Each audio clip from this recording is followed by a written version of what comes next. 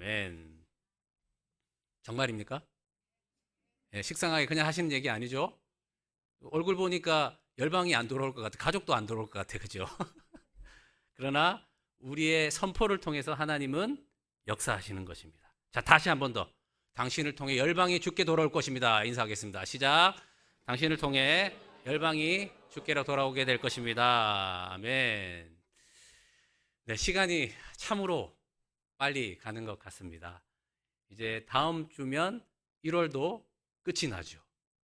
저도 이제 부임을 해서 올해 같은 이 시간 개념이 없고 정말 정신없이 가는 시간을 처음 경험하는 것 같습니다. 알고 봤더니 이제 윤석열 대통령이 된 이후에 나이가 좀 바뀌지 않았습니까? 그 이후로 나이 개념이 저도 사실 좀 사라졌는데 알고 봤더니 저도 한 살을 더 먹었더라고요. 여러분도 한 살 더 드신 거예요. 근데 다행히 또 우리 윤석열 대통령 때문에 한 살이 깎여가지고, 네. 그러고 보니 저도 이제 내일 모레면 이제 불혹의 나이가 끝나더라고요. 이 불혹이 뭡니까? 세상의 유혹에 미혹되지 않는 나이가 불혹의 나이 아닙니까? 자, 이 불혹이란 단어가 어디서 나왔냐? 바로 공자의 논어에서 나온 얘기입니다. 근데 뭐 제가 불혹의 나이지만 제 삶을 돌아보면 지금도 세상의 유혹에 많이 넘어가는 그런 흔들리는 사람이구나. 아, 나는 불혹의 나이가 아니야. 이런 생각을 하게 됐는데, 뭐 저만 점검하면 억울하잖아요. 자, 여러분도 한번 점검해 보십시오. 이 공자를 통해서 한번 보면 좋겠는데요. 자, 15세가 되면요. 지학이라고 합니다. 지학. 그 뜻이 학문의 뜻을 두는 나이가 15세입니다. 나 15세다. 아, 여기는 없으신 것 같고요. 자, 나 30세다. 30대. 30대 우리 강 집사님 계시고, 자, 30대는요 이립이라고 합니다. 마음이 확고하게 도덕위에 서서 인생을 세우는 나이, 이립 세대라고 합니다. 자, 40세, 저와 같은 40대, 40대, 40대. 자, 40대는요 불혹입니다. 아까 얘기했지만 세상의 유혹에 미혹되지 않는 나이. 저랑 같이 웃으시는 것 같은데. 자, 50대, 50대, 예, 50대, 예. 50대는요 지천명입니다. 하늘의 뜻을 깨닫고 순응하여 주관적 사고가 객관적 사고로 바뀌는 나이. 내 중심이었다가 다른 사람들을 중심으로 하는 사고로 바뀐다는 게 지천명 50대입니다. 자, 60대. 60대. 60대는요 이순입니다. 이순. 남의 말을 순리대로 잘 듣는 나이. 오해가 없이 넓은 마음으로 들을 수 있는 나이가 60대 이순이라고 합니다. 자, 70대. 70대. 아니, 뭐, 지금 경매합니까? 왜 나이를 자꾸 이렇게 부끄러워 하십니까? 예, 예. 올라갈수록 좋은 거예요. 자, 70대는요, 종심입니다. 종심. 마음이 시키는 대로 혹은 마음이 하고자 하는 대로 마음이 가는 대로 마음이 원하는 대로 하여도 어떤 규율이나 법도 제도 원리 등을 벗어나지 않는다는 나이. 이게 70대 종심이라고 합니다.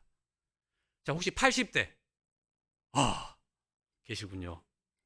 죄송하지만 안타깝게 80은 없습니다. 이 공자가요 80을 못 사는 거예요. 그래서 70세로 끝났는데, 자, 한번 유추해 볼 수 있죠. 70대가 종심이면 80대는 뭐 장난 아니겠죠. 그죠? 그냥 아무 데나 해도 순리에 어긋나지 않는 말과 행동을 하는 나이. 80대. 자, 혹시 나 90대다. 90대는 아직 없으시군요. 있기는 하시죠? 우리 교회. 예. 제가 한번 찾아뵈야 될 것 같아요. 90대는 진짜 장난 아닐 거예요. 그죠? 자, 100세. 100세는 우리 교회 없으시죠? 네. 자, 90까지 이러면 100세는 진짜 뭐 하나님 같겠죠. 그죠? 네. 100세는 알아서 생각해 보시면 좋겠습니다. 자, 이렇게요. 공자는요. 각 나이에 맞춰서 인생의 수준을 말하고 있습니다. 자, 이렇게 이야기 들으니까 좋기는 한데, 우리가 나이를 먹는 대로 그 수준에 이룰 수 있을까요? 자, 이것이 문제입니다. 제가 40대 불혹이라고 얘기했지만 저는 여전히 이 세상의 유혹에 흔들리고 마음을 뺏기는 그 시절을 보내고 있는데, 그러면 이 이야기를 들으면 제 마음에 뭐가 생길까요? 아, 그래. 나 부록에 이제 2년밖에 안 남았으니까 50대 지천명으로 넘어가려면 내가 이 세상의 유혹에 이기는 그런 삶을 살아야 되겠다. 이렇게 결단하겠죠. 노력하겠죠. 애를 쓰겠죠. 자, 이렇게 노력하고 애쓰면 어느 정도는 이룰 수 있지만 어느 정도 넘어가면 어떻게 될까요? 한계에 부딪히게 되는 겁니다. 이 공자도요, 이 세상 만사 돌아가는 이치를 보면서 이 이야기를 했겠죠. 그런데 참 대단합니다. 이런 패러다임을 만들었다는 것 자체가. 그러니까 하나님의 일반 계시의 어느 한 부분을 깨달은 거죠. 그런데 하나님의 특별 계시가 없으니까 공자도 이 한계에 있는 겁니다. 자, 이걸 기준으로 뒀다. 그러니까 너희들 노력하고 애써야 된다. 이게 이제 공자의 가르침이잖아요. 그런데 사람이 이게 좋은 걸 알고 그 나이에 맞는 삶을 살고 싶은데 그렇게 사라지냐 말입니다. 이게 바로 공자가 특별 계시를 알지 못하고 일반 계시 안에서 자기가 알고 있고 깨닫는 그 패러다임을 지금 이렇게 이야기하고 있는 것입니다. 자, 60세가 뭐였습니까? 이순입니다. 이순은요, 남의 말을 오해 없이 순리대로 들을 수 있는 나이라고 합니다. 그런데 우리 60대를 한번 생각해 보십시다. 이 남의 말을 잘 듣고 오해 없이 넓은 마음으로 들을 수 있는 나이인데도 불구하고 아직까지 30세 일입도 되지 않고 15세 지약이 되지 않고 15세 밑에 오히려 어린아이와 같은 그런 마음이 되어서 내가 말하는 것과 다르면 무조건 틀린 것이고 내가 생각하는 것이 아니면 그것은 다 옳지 않은 것이고 나이가 많다는 이유로 억지를 세우고 높은 지위로 억누르고 너보다 내가 밥을 먹어도 몇 끼나 더 먹었다 하면서 자기 주장만 하고 있는 그 어른들을 종종 우리는 볼 수가 있습니다. 여러분, 교회에서도 마찬가지입니다. 내가 신앙생활 한 지 30년이 됐어. 내가 목사인데, 내가 장로인데, 내가 권사인데, 내가 집사인데, 아유, 권사님 그거 안 돼요. 우리 교회에서 그거 안 해본 줄 아세요? 이렇게 뭔가 시도를 하려고 하면 발목 잡는 그런 것들. 나이가 50세, 60세가 넘었는데 작은 일에 삐지고 싸우고 몇 주 동안 말도 안 하는 그런 교인들. 우리 교회는 그래도 다행히 문이 하나라서 실으나 공우나 싸우나 뭐 여기 이제 같이 지내야 돼요. 그래서 얘기 듣기로는 아예 떠나신다 하던데 큰 교회들은 문이 많거든요. 그래서 안 마주치고 이렇게 나갈 수 있는 문들이 많아서 그래도 다니시는데 우리 교회 단점이자 장점이 문이 하나밖에 없어. 근데 저는 생각합니다. 제가 첫 번째 부임에서 했던 설교 기억나세요? 여기 안에서는요, 싸우고 지지고 볶고 할 수 있어요. 그래서 10명의 그 알고리즘에 노출되어서 우리는 저들을 이길 수 없습니다. 그런 얘기 들어도 그런 얘기를 하는 사람일지라도 여기 계셔야 된다는 거예요. 그래야 여호수아 갈렙 만나서 그 알고리즘이 주는 그 세상의 말에 속지 않고 또 교회 안에 분열을 일으키는 그 말에 속지 않고 두 명이 얘기하는 소수의 말이지만 이것이 하나님의 말씀이다라고 알고리즘과 상관없이 진리를 따르는 사람이 있게 된단 말입니다. 그러니까 여러분, 교회는요, 완전한 곳이 아니에요. 교회는요, 구원의 방주입니다. 구원의 방주하니까 뭔가 좋고 막 거룩하고 그런 것 같죠? 생각해 보십시오. 노아의 방주를. 그 안에 온갖 동물이 다 있고 먹이고 입히고 하는 노아가 식구들과 함께 감당했죠. 근데 여러분, 그 동물들이 똥을 안 쌌을까요? 오줌을 안 넣었을까요? 대답 좀 해보세요. 하나님이 특별하게 그거를 그 구멍을 막으셔서 안 나오게 하셨을까요? 아니잖아요. 노아가 다 치우는 거예요. 다 깨끗하게 하는 거예요. 교회가 그렇다라는 거예요. 여러분, 더러운 꼴 많이 볼 거예요. 그러나 그게 구원의 방주입니다. 그래서 하나님이 다다르게 하는 곳에 내리게 하시는, 그래서 새로운 새하늘과 새 땅을 만나게 하시는 것이 구원의 방주라는 거예요. 자, 이렇게 그 나이 값을 못하는 교인들이 있다라는 겁니다. 그래도 거기에 상처받지 마시고 지지고 볶고 여기 계세요. 자, 오늘 지금 사진 찍어놨어요. 사진기를 안 들고 와서 착 찍어야 되는데 여러분 떠나시면 안 돼요. 자, 이런 교인들이 많아서 상처를 받아서 떠나는 분이 많은데 우리 교회는 안 그렇죠? 네. 저 남의 교회 얘기입니다. 저 위에 모 성교회 뭐 이런 교회. 그렇습니다. 교회 안에도 몸은 어른인데요. 여전히 아기로 사는 사람이 많습니다. 나이를 먹는다고 저절로 성숙해지는 것이 아니죠. 저는 오늘 이 공자가 만든 이 체계를 보면서요. 욥기 말씀이 기억이 났습니다. 욥기 32장에 보면요. 1장부터 31장까지 욥과 욥의 세 친구가 계속해서 대화를 하다가 욥기 32장에 이르러서 갑자기 한 사람이 등장을 합니다. 그 사람이 바로 엘리후라는 사람입니다. 자, 이 엘리후라는 사람이요. 1장부터 31장까지 아무 말도 안 하다가 왜 갑자기 32장에 말을 하게 되었냐? 이 엘리후라는 사람은요. 욥과 욥의 세 친구보다 나이가 훨씬 어렸기 때문입니다. 아, 우리나라도 약간 그런 거 있지 않습니까? 아, 유대인들도 그런 게 있구나 이렇게 알 수 있는데요. 한번 오늘 그 말씀 한번 찾아볼까요? 욥기. 자, 오늘 말씀 딱 끼워 놓고요. 욥기 32장 말씀 보겠습니다.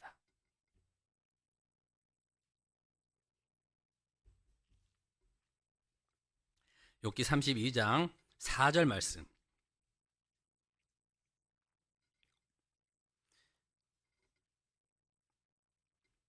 4절에 10절 말씀 읽는데요. 우리 한 절씩 교독해서 보도록 하겠습니다. 제가 먼저 읽겠습니다. 엘리후는 그들의 나이가 자기보다 여러 해 위므로 욥에게 말하기를 참고 있다가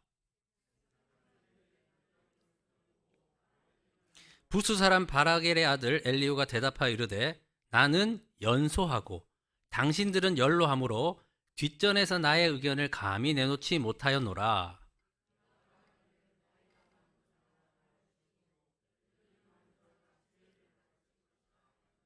그러나 사람의 속에는 영이 있고 전능자의 숨결이 사람에게 깨달음을 주시나니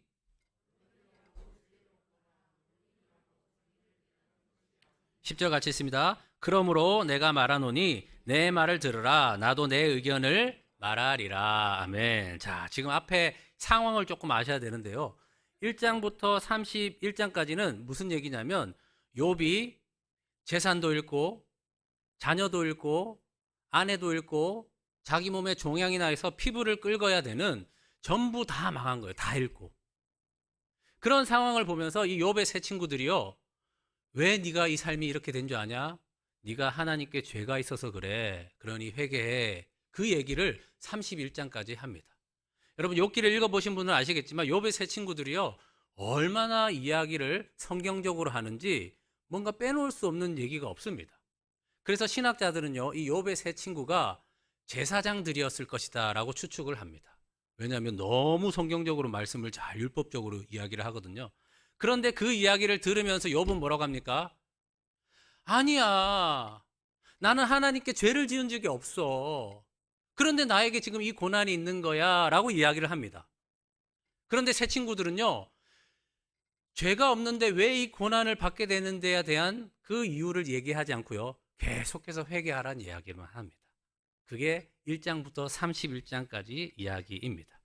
그런데 갑자기 32장에서 그 네 분이 이야기하는 것을 가만히 듣고 있다가 왜 가만히 듣고 있었죠? 자기가 연소하니까. 그래서 참다 한마디를 하게 됩니다. 그게 32장부터요 37장까지 무려 6장에 걸쳐서 이 엘리후가 이야기를 합니다. 그 이야기의 즉슨 이겁니다. 내가 연소해서 말을 못했지만 지금 이제 이야기를 합니다.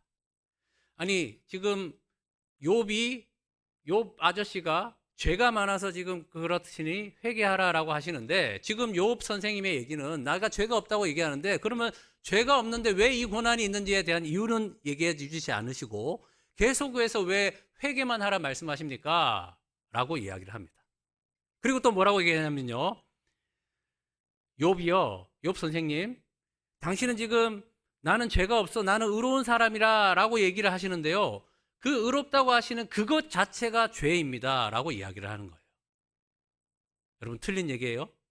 맞는 얘기예요? 맞는 얘기죠. 그래서요, 이 엘리후의 이야기를 듣고 한마디도 하지 못하는 것을 보게 됩니다.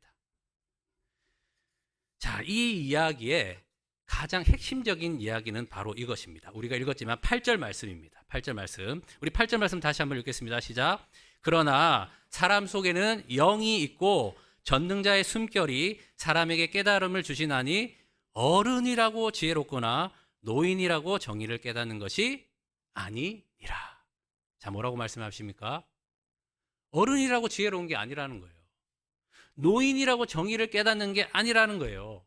그럼 무엇으로 아냐? 영. 바로 전능자의 숨결이 사람에게 깨달음을 준다라는 것입니다. 나이가 많다고, 경험이 많다고, 지식이 많다고, 할 줄 아는 능력이 많다고 되는 것이 아니라 전능자의 숨결, 즉 성령께서 우리를 그렇게 만드신다라는 것입니다. 자, 여기서 전능자의 숨결은요, 히브리어 네샤마라는 단어를 쓰고 있습니다. 이 네사마는요, 창세기 2장 7절에 있는 이 단어와 같은 단어입니다. 2장 7절 말씀 보면 여호와 하나님이 땅의 흙으로 사람을 지으시고 뭐를요?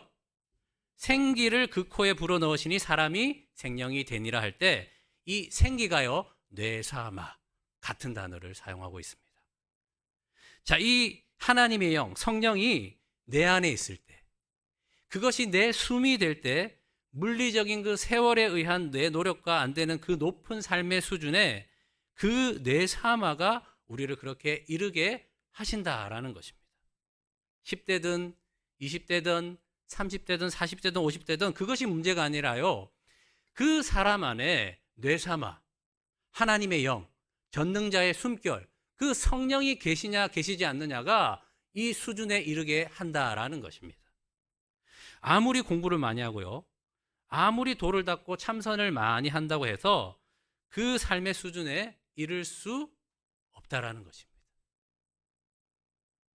7살인 사람 아이에게도 이 뇌사마가 이르면 그 전능자의 숨결을 통해서 이렇게 지혜롭게 정의롭게 만드시는 것이 하나님의 모습이다라는 것입니다.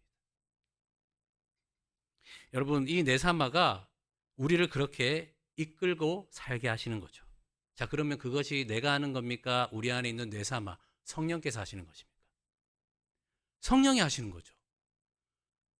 바로 그 성령이 하시면 내 안에 그 놀라운 변화가 있게 되는 거예요. 지혜자가 되고 분별력이 나타나게 되는 겁니다. 자, 그렇게 하게 하시는 것이 바로 뇌사마, 주의 성령이라는 것입니다. 그런데 내 안에 성령도 있고 나도 내가 있으면 어떻게 돼요? 성령이 일하실 수 있습니까? 없죠. 그러니까 내 안에 내가 그대로 있는데 성령이 내 안에서 역사하실 수가 없는 거예요. 들어오실 수도 없는 거예요. 그러니까 내 안에 내가 제거돼야 돼요. 삭제돼야 돼요. 그래야 성령이 내 안에 오셔서 전능자의 숨결로 나의 호흡이 되고 나의 하나님의 영이 임한 그 성령으로 인하여서 이 수준에 이를 수 있다는 겁니다. 자, 그러면 이 안에 있는 나, 주인 되었다 살았던 내가 어떻게 해결하고 제거될 수 있다라는 것입니다. 이 속에 있는 내가 있으면요, 이것은 선이야, 이건 악이야, 내가 판별하는 거예요. 그게 바로 선악과를 따먹은 죄인의 모습 아닙니까? 내가 기준이 되는 거예요. 그래서 기도도 이렇게 해야 되고, 말씀도 이렇게 봐야 되고, 헌금 생활도 이렇게 해야 되고, 봉사도 이렇게 해야 되고, 그리스도인으로 사는 것도 이렇게 해야 된다라고 내가 정하는 거예요. 그리고 내가 정한 대로 하나님 도와주세요. 하나님 인도하여 주세요. 자, 이게 뭡니까? 주객이 전도된 거죠. 주님은 누구세요? 우리 예수님이 주인이세요. 그 우리는 뭐예요? 종이지요. 그럼 종은 주인의 얘기를 들어야 돼요. 그런데 종이 이렇게 해야 됩니다. 저렇게 해야 됩니다. 그래서 주인님 이렇게 도와주세요. 인도해 주세요. 이렇게 하지 않습니다. 종은요, 주인의 말을 따르는 겁니다. 그러면 주인 되었던 내가 노력한다고, 애쓴다고, 참선한다고 사라지나요? 없어지나요? 누른다고 없어지나요? 아니죠. 그래서 예수님께서 오신 것입니다. 예수님이 그 십자가에서 죽으셨을 때 너희도 함께 나와 죽은 거야 라고 가르쳐 주시는 것이 복음의 말씀입니다. 우리 기독교는요, 내가 노력하고 내가 애써서 하나님의 복을 받는 종교가 아닙니다. 바로 은혜에 의한 종교죠. 새 사람으로 만들어 주시는 거예요. 새 부대로 만들어 주시는 거예요. 어떻게요? 예수 그리스도의 그 십자가를 통해서. 그래서 내 안에 있는 그 내가 예수님의 그 십자가에 연합하여서 함께 죽었다라는 거예요. 그래서 주인 되었던 내가 예수님과 함께 죽었기에 이제는 주인 되신 예수님의 영이 부활의 생명으로도 함께 참여하게 되어서 성령으로 거듭나게 되는 것. 이게 바로 성령으로 거듭난 예수 믿는 사람의 모습이다라는 것입니다. 오늘 이 예수 그리스도로 거듭난 사람은 이 신앙의 체계의 수준에 이를 수 있도록 하면 내가 할 수 없다라는 것을 압니다. 그래서 어떻게 기도하게 되죠? 주님, 저는 연약한 자입니다. 주님, 저는 할 수가 없습니다. 저는 죽은 자입니다. 주님이 하셔야 됩니다. 그렇게 기도가 바뀌는 겁니다. 그렇게 나의 죽음을 선포함으로 주의 성령이 내 안에서 역사하게 하시는 거죠. 나 없음을 고백하고 인정할 때 성령이 일하게 되신다라는 것입니다. 오늘 여호수아 1장 6절 말씀은 이렇게 말씀하죠. 우리 같이 읽어보겠습니다. 여호수아 1장 6절. 오늘 끼워놓은 말씀 딱 넘겨서 같이 읽겠습니다. 시작.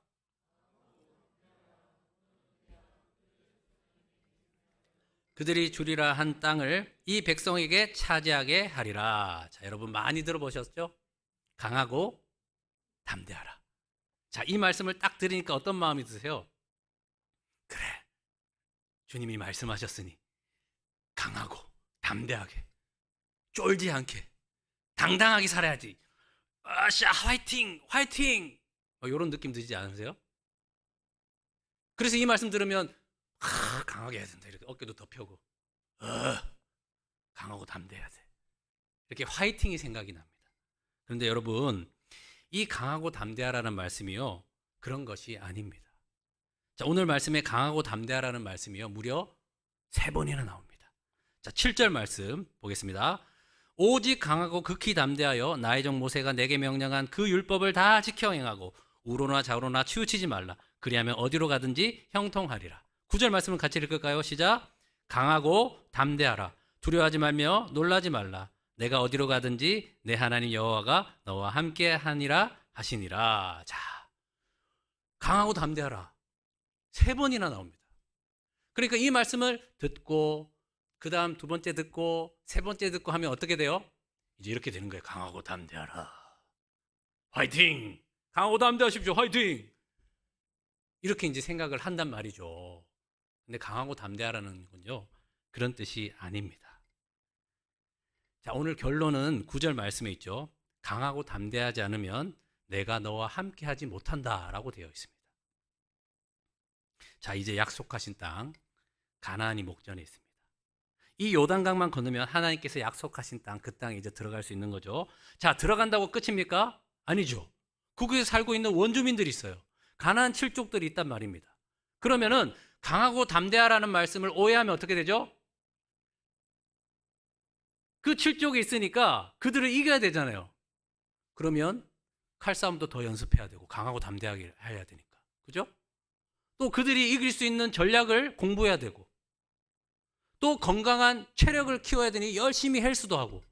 그래서 정말 용사가 되는 것이 강하고 담대하는 것 줄 알고 자기 스스로 그렇게 판단을 해서 가나안 7족을 물리쳐야 되겠다. 강하고 담대하라. 우리 공부합시다. 전술을 익힙시다. 칼싸움을 합시다. 능력을 키웁시다. 체력을 키웁시다. 화이팅! 화이팅! 이제 이렇게 하는 거예요. 자, 그런데 강하고 담대하라는 것은 그 뜻이 아니라는 거예요. 강하고 담대한 것은요, 내가 예수님과 함께 죽었습니다. 내가 아무리 살아서 이 세상을 이길 수 있는 학벌을 가지고 이 세상에서 호령할 수 있는 능력을 키우고 해도 믿음으로 그 세상을 이길 수 없음을 아는 것, 그것이 바로 강하고 담대한 거예요. 그런데 사람들은 착각하고 있는 거예요. 강하고 담대하라니까 그들을 이길 수 있는 전술을 익히고 체력을 익히고 공부를 하고 이런 게 강하고 담대한 건 줄 알고, 이 세상을 살아갈 때도 우리가 가나안의 칠족 같은 여러 적들이 있는데 그들을 이길 수 있는 것은 오직 힘이야. 오직 돈이야. 오직 지력이야. 이렇게 생각한단 말입니다. 그래서 강단에서도 자꾸 높아지라고 하는 거예요. 고지론. 요셉처럼 총리가 돼야 된다고 하죠. 여러분, 여러분이 창세기 말씀을 읽으시고요. 요셉에 대해서. 요셉이 저 총리 되게 해주세요. 기도했고 그 기도를 응답하셔서 총리 되었다라는 말씀이 있으면 저한테 좀 가르쳐 주세요. 제가 창세기를요. 수십 번, 수백 번을 읽어도요. 요셉이 꿈이 총리가 아니었습니다. 그냥 살다 보니 총리 된 거예요. 그런데 아이들에게 왜 요셉과 같이 비전을 크게 가져야 된다. 꿈을 크게 가져야 된다. 그래야지 호랑이가 안 되면 고양이라도 될 거 아니냐. 이렇게 말씀을 전하는 사기꾼들이 있더라고요. 아니에요, 여러분. 그래서 우리가 착각하는 게 뭐예요? 다 성공하고 고지론에 올라가야지 하나님의 영광을 나타낸다라고 생각하는 거예요. 여러분 속지 마세요. 그게 세상이 주는 거짓말이에요. 강하고 담대하라에 대한 오해라는 겁니다. 자, 강하고 담대한 건 뭐예요? 내가 할 수 없어요. 주님만이 나의 힘이십니다. 주님이 하셔야 됩니다. 나는 그저 이 육신을 순종함으로 들여서 의의 병기로 사용하여 주세요. 그러니까 강하고 담대하는 건 뭐냐면요. 주님만 100% 의지하는 것. 주님만 100% 신뢰하는 것. 나의 약함을 인정하고 주님의 강함에 나의 인생을 드리는 것. 그것이 강하고 담대하라라는 의미입니다. 여러분 지금 어떤 상태이십니까? 파이팅으로 가득 차서 뭔가 내가 할 수 있다, 해보겠다, 뭐 이런 세상의 긍정의 힘, 근거도 없는 그런 걸 지금 신봉하고 있는 것은 아닙니까? 자, 2025년이 새해가 밝았습니다. 2025년은 이렇게 해야지. 내 나름대로의 화이팅으로 강하고 담대한 그 뜻이 있으실 것입니다. 근데 여러분, 강하고 담대한 건 그거 아닙니다. 제가 담임 목사로 부임하고 저에게도 왜 이런 말씀이 없었겠습니까? 그러니까 이 말씀이 딱 떠오르더라고요. 새해와 맞춰서 여호수아와 같이 지금도 쫄고 있습니다. 여러분 그렇게 안 보이시죠? 네, 이 강단에 서는 게요. 늘 두렵고 떨립니다.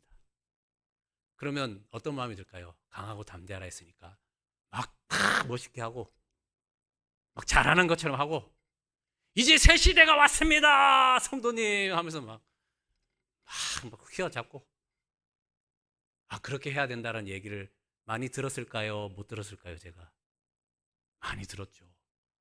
근데 제가 아무리 이 말씀을 봐도요. 강하고 담대하라는 게 그 뜻이 아니더라고요. 강하고 담대하지 않으면 내가 너와 함께 할 수 없어. 그 얘기는 뭐죠? 주님, 나 연약해요. 나 못났어요. 나 말도 더듬고요. 설교도 잘 못해요. 담임 목사가 됐는데요. 뭘 어떻게 해야 될지 모르겠어요. 오늘 당회를 하거든요. 제가 처음으로 담임 목사가 돼서 당회를 하는데 어떻게 해야 될지 모르겠어요. 그래서 제가 미리 말씀드립니다. 우리 장로님들 많이 도와주시고 네, 옳은 그 하나님의 뜻을 분별할 수 있도록 도와주시기 바랍니다. 그거예요, 여러분. 우리의 약함이 하나님의 은혜가 머물게 하는 겁니다. 여러분 약하시죠? 나 강하다. 없으시죠? 그럼 여러분과 주님은 함께 하실 것입니다. 강하고 담대하십시오. 주님을 더 의지하십시오. 주님을 더 신뢰하십시오. 그렇게 살아갈 때 우리는 그 가나안의 칠족을 하나님께서 앞서가셔서 진멸하신 것을 보게 될 것입니다. 우리의 길이 되시고 광야에 물을 만드시는 그 하나님을 보게 될 것입니다. 고린도서 4장 16절에 이렇게 말씀하십니다. 그러므로 우리가 낙심하지 아니하노니 우리의 겉사람은 낡아지나 우리의 속사람은 날로 새로워지도다. 아멘. 우리의 속사람, 즉 예수 그리스도의 생명으로 사는 내가 더욱 풍성한 새로움으로 그 높은 신앙의 수준에 살게 하실 것입니다. 강하고 담대하십시오. 주님을 더 의뢰하십시오. 주님을 더 신뢰하십시오. 주님을 더 나의 약함을 고백하며 주님의 은혜가 머물게 하십시오. 그것이 바로 강하고 담대한 믿음으로 하나님이 떠나지 않으시고 우리와 함께 하시는 은혜의 지점이다라는 것입니다. 여러분이 바로 이 예수님과 연합하여 내가 죽었다라는 사실을 인정하시고 그래서 내 안에 있는 뇌샤마, 그 성령께서 역사하게 하셔서 예수의 영이 역사하게 해주셔서 주님, 이 가나안 땅을 차지하게 해주시옵소서. 가나안 칠족을 몰아내게 해주시고 내가 할 수 없으니 주님이 내 삶을 인도하여 주시옵소서. 그렇게 강하고 담대한 믿음으로 세상 가운데 이기시는 여러분 되시기를 주님의 이름으로 축원합니다. 아멘. 우리 함께 기도하겠습니다. 오늘 기도할 때요, 말씀을 기억하시면서 우리 반응합시다. 강하고 담대한 것은 내가 하는 것이 아니네요, 주님. 주님께서 뇌샤마, 성령으로 내 안에 인도하셔서 그렇게 인도하시는 것입니다. 가나안 칠족을 이들이 어떻게 이길 수 있었습니까? 하나님께서 먼저 가셔서 이기게 해주신 것이고 이들은 한 것은 그저 하나님을 믿는 믿음 안에 있었던 것입니다. 주여, 우리에게도 이 가나안의 칠족들이 있고 이 세상에 이길 힘이 없는 것을 보기에 하나님, 나의 약함을 가지고 주님께 나아갑니다. 주여, 우리의 힘이 되어 주시옵소서. 우리의 능력이 되어 주시옵소서. 강하고 담대한 믿음으로 주님을 더 의지하게 하여 주시옵소서. 우리 그렇게 주님께 함께 기도하도록 하겠습니다. 다 같이 기도합시다. 오 하나님, 감사합니다. 강하고 담대한 것은 하나님, 우리의 힘과 노력으로 그래 내가 예수 잘 믿어보겠다 하는 것이 아닙니다. 오히려 주님, 예수님 잘 믿고 싶은 마음이 있는데 저의 연약한 육신으로 그러지 하지 못합니다. 주님, 불쌍히 여겨주세요. 주님 긍휼히 여겨주세요. 오늘도 주님의 손이 나를 붙들지 않으면 하루라도 살 수 없고 이 가나안 땅을 점령하지 못하고 가나안 칠족 가운데 노예로 살아갈 수밖에 없는 연약한 자입니다. 주여, 강하고 담대한 믿음을 허락하여 주시옵소서. 강하고 담대한 믿음을 통하여서 주님 역사하신 걸 보게 하여 주시옵소서. 날마다 강하고 담대한 그 믿음을 통하여서 나의 약함을 인정하고 나의 약함을 주님께 고백하며 강함이 되시는 주님의 사랑으로 사는 하나님, 강하고 담대한 믿음으로 사는 그런 삶이 되게 하여 주시옵소서. 주님, 나는 죽었습니다. 예수님과 함께 죽었습니다.